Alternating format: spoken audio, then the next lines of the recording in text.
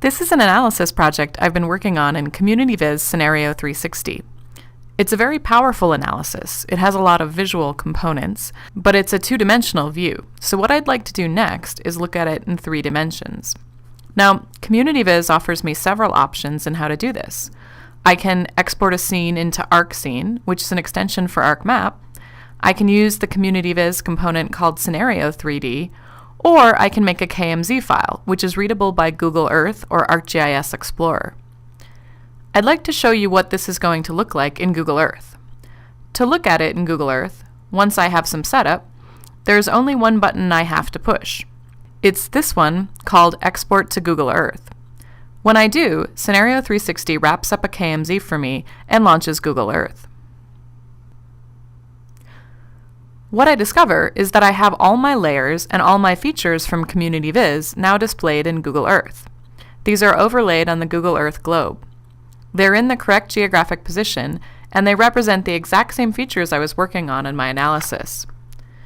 Now, as I zoom in more closely, you can see that the features are actually 3D models in many cases. These are usually SketchUp models.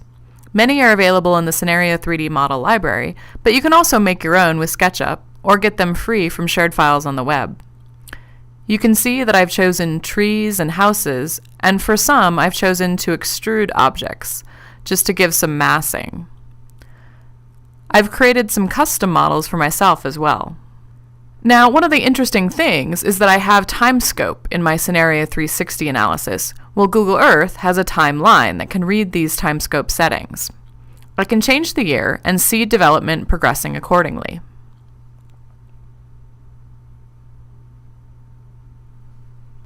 Over here you can see that I'm representing a particular kind of commercial development, but I have 2 scenarios, and those are showing on the left here and here under Places.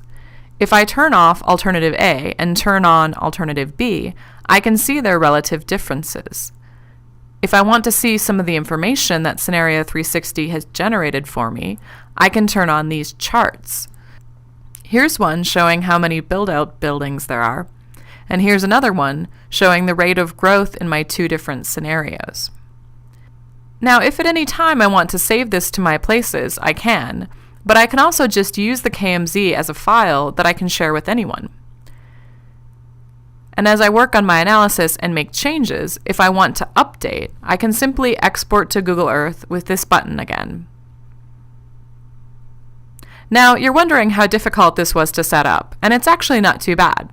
There's another button called Google Earth Export Settings. It's a wizard, which I can work through.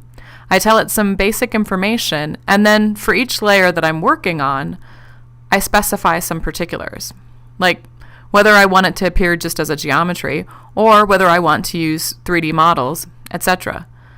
And for each of these, I can either type in numbers, or, if I like, I can use dynamic attributes created by Scenario 360.